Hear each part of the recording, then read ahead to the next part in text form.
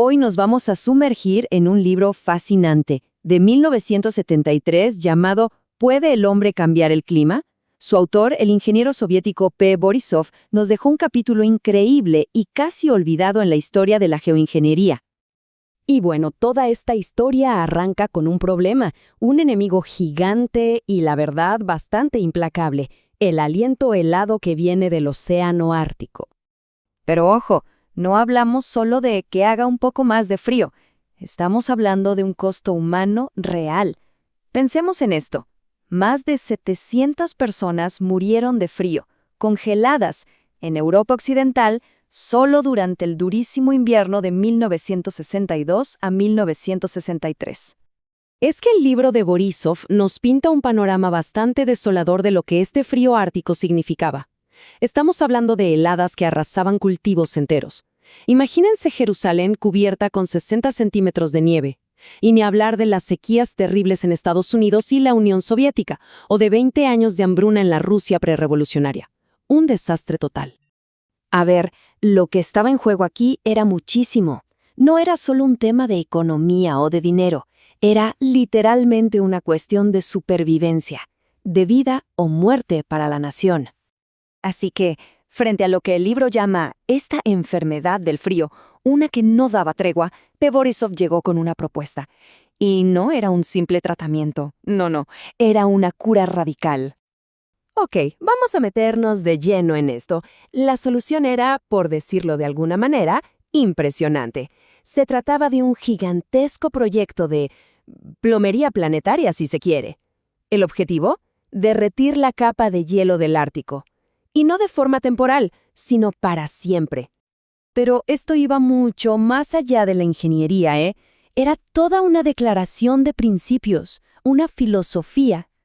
La idea, la creencia, de que la humanidad no solo podía, sino que debía tomar las riendas y rediseñar el clima del planeta. Pero, ¿cómo se justifica un plan tan masivo? Bueno, el argumento de Borisov se apoyaba en darle una vuelta de tuerca completa a cómo entendemos la historia de nuestro planeta. Su idea central era esta. El clima frío que tenemos hoy es la anomalía, es lo raro.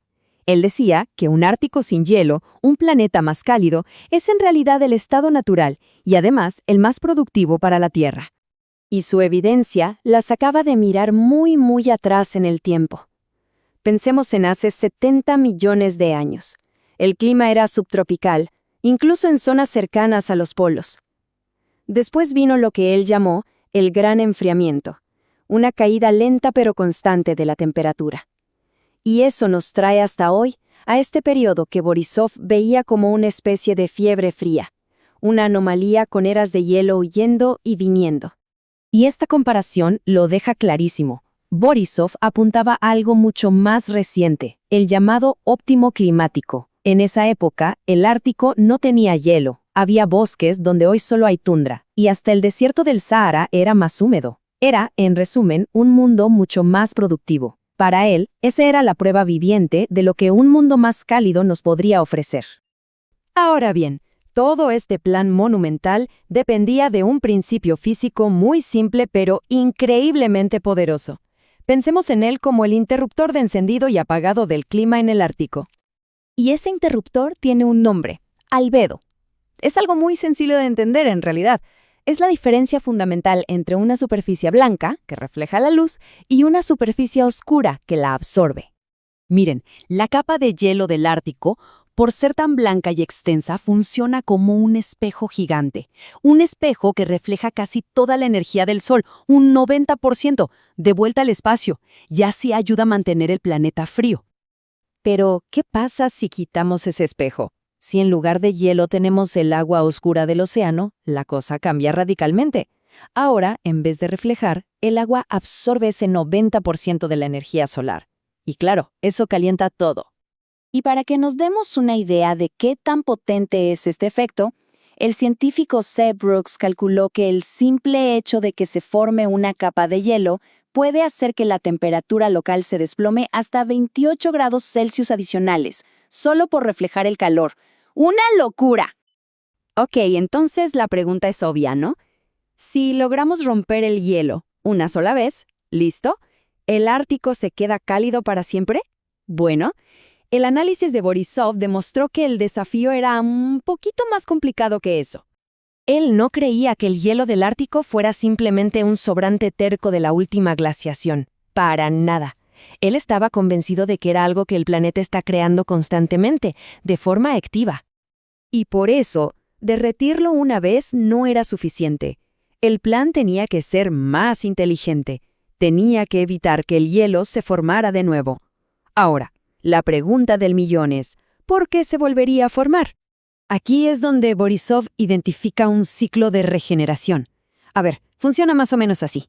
Primero, entra al Ártico un montón de agua del Pacífico que es menos salada. Esta agua crea una capa en la superficie que funciona como una tapa, y esa tapa impide que el calor del agua más salada y cálida que está en el fondo suba. Y si el calor no sube, pues la superficie se congela en invierno y el hielo vuelve. Al final, el proyecto de Borisov nunca se construyó, pero nos deja una pregunta que sigue resonando hoy en día. ¿Esta idea de la humanidad como ama de la naturaleza es una visión valiente para asegurar nuestra supervivencia o es una fantasía de control muy peligrosa? En la búsqueda de soluciones a los desafíos climáticos, ¿dónde trazamos la línea entre ser cuidadores responsables del planeta y la pura arrogancia?